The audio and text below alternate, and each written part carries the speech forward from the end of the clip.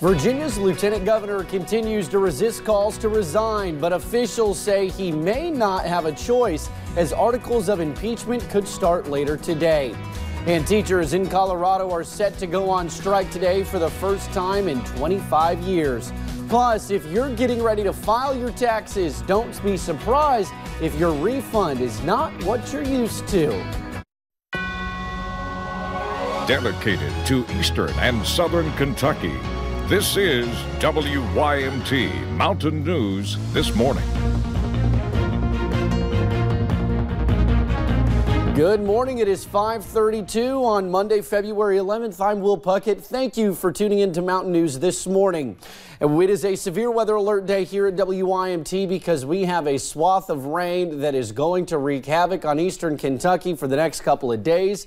I'm going to toss it over to Brandon now. And Brandon, you'll break it down better of what we're to see today, going into tomorrow, and when, if any, relief is in sight. Yeah, well, I do think we'll see rain and waves today as we head through the daytime hours. Some spots will see more at times, but again, this morning on Line Pinpoint Doppler radar, we are seeing most of the heavier bands of rain to the north. Still some down to the south, some lighter bands. Some spots a little dry for now, but again, wet roads this morning, so be careful of that. A big band coming along the I-64 corridor just from Lexington back toward Moorhead over toward Ashland, Huntington, then down into parts of Morgan, Elliott, over into parts of Lawrence counties as well this morning, Morgan County. So again, just be careful of that as you head out the door this morning over into northern Johnson County as well. Flood watch is out for the entire area for the most part there, except for a couple of counties in West Virginia and Virginia until late Tuesday afternoon or Tuesday evening. There is a flash flood watch out for parts of southwest Virginia and East Tennessee. That's for Lee and Wise counties and Claiborne and Campbell counties down in there into those areas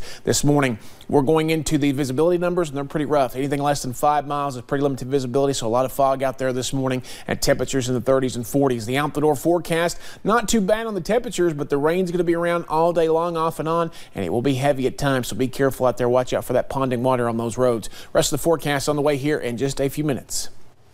Definitely a day to pay attention and be weather aware, Brandon. Thank you.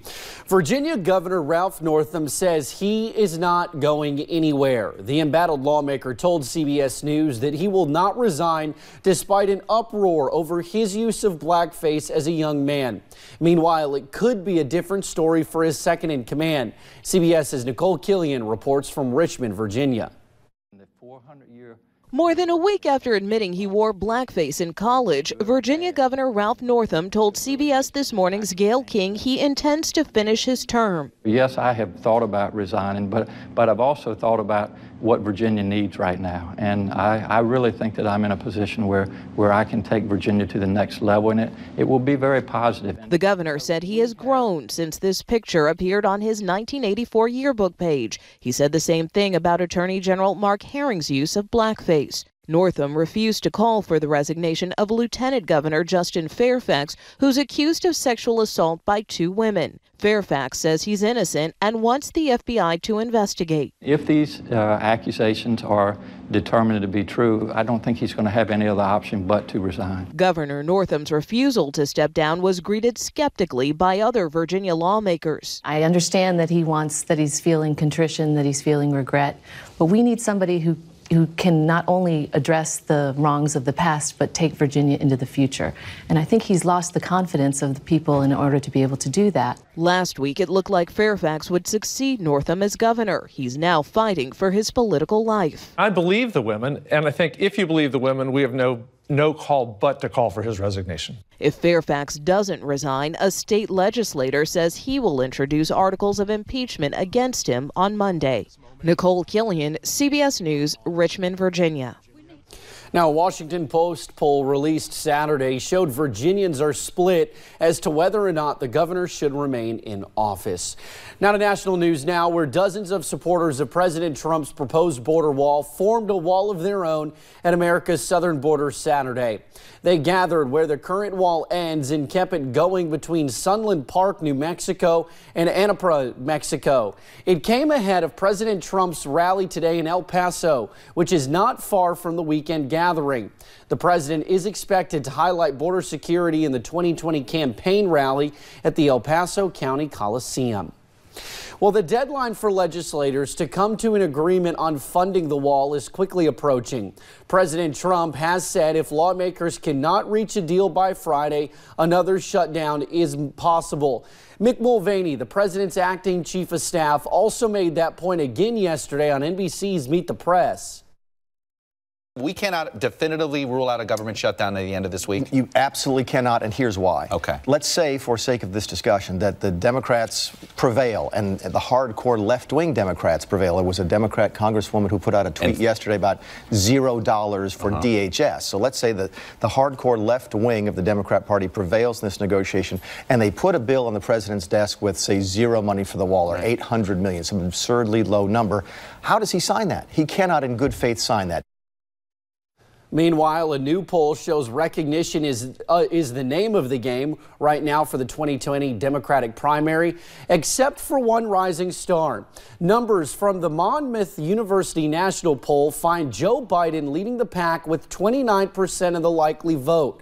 Bernie Sanders is in second at 16%, and coming in third at 11% is newcomer Kamala Harris. Neither Biden nor Sanders have formally announced they will run in the race. Well, North Carolina Congressman Walter Jones died Sunday at the age of 76. His office said he entered hospice care after his health declined following a hip break in mid-January. The Washington Post reports the Republican lawmaker died on his 76th birthday. His office said he represented the people of eastern North Carolina in Congress and the state legislature for more than 34 years. Turning to other news now, teachers in Denver will go on strike today after negotiations failed this weekend over base pay. This will be the first time in 25 years educators in the Colorado city have had to walk out. Teachers plan to picket around the city as the district tries to keep schools open by staffing them with administrators and substitutes. Well, for many of us, tax season can be an exciting time. We work all year long to see how much we can get back. But so far, on average, the IRS officials say Americans are seeing smaller refunds. Matthew Rand talked with a Lexington tax expert to find out why. There are a lot of people that are in shock. That's how Bill Farmer, an enrolled tax agent and former Republican state lawmaker, says a lot of early filers are reacting to their refunds. The IRS says the average refund so far is down about 8% under the first full year of the overhauled tax code. But Farmer says many of his clients are faring much worse. We've seen a lot of people that are down 25 or 30%. We've seen a lot of people who are used to getting a small refund who are now having to write a fairly decent-sized check. Farmer says part of the reason is the federal tax bill signed by President Trump, which does away with several itemized deductions, the personal exemption, and caps deductions for state and local taxes at $10,000. I did a tax return earlier today where the family had $18,000 in state and local taxes between their payroll taxes and their house and the cars that the parents and their 3 children drive. Farmer says that family lost out on an $8,000 deduction, which he says translates to about $2,000 in tax. That's out of their pocket. That's a huge amount of money. Then there's the state's new plan, which lowers income tax to a flat rate of 5%, but extends the state's 6% sales tax to several new services, and also gets rid of some big deductions, including medical expenses and health insurance. I've got people that pay up to $20,000, $22,000 for family health insurance that they can no longer deduct because they're self-employed. That's got $22,000. That's $1,000+ in state tax. That's a big change when you didn't plan for it. Farmer says there wasn't enough of a public information campaign to get people ready for either of the new laws, but they're the laws we have. And if you don't like them, Farmer says, don't blame him. He's just the messenger. I don't want to hear it. If you've got a complaint, call your congressman. Reporting in Lexington, Matthew Rand, WKYT. Now, to prevent a shock during tax season, Farmer recommends adjusting your withholdings. Now, just as a reminder, the filing deadline is Monday, April 15th. However, many say you should get your taxes done this week in case of another government shutdown. Now, 5 people were arrested this weekend in Lawrence County on drug charges following a search warrant. Police served the warrant at a home along Wooten Lane in Louisa. They found drugs and arrested 5 people. The homeowner, Brandy Perkins, along with Jonathan Hall, Jason Hale, Brandy Mollett, and Felix Cancel. They all face drug-related charges. Well, a fraternity house at a college in Georgia is destroyed following a weekend fire. It happened at the Theta Chi house near Georgia College and State University. 10 people were inside the house when the fire broke out, but they all managed to make it out safely. Fire officials are working with the university to find temporary housing for the fraternity brothers who lived at the house. The cause of the fire is still under investigation.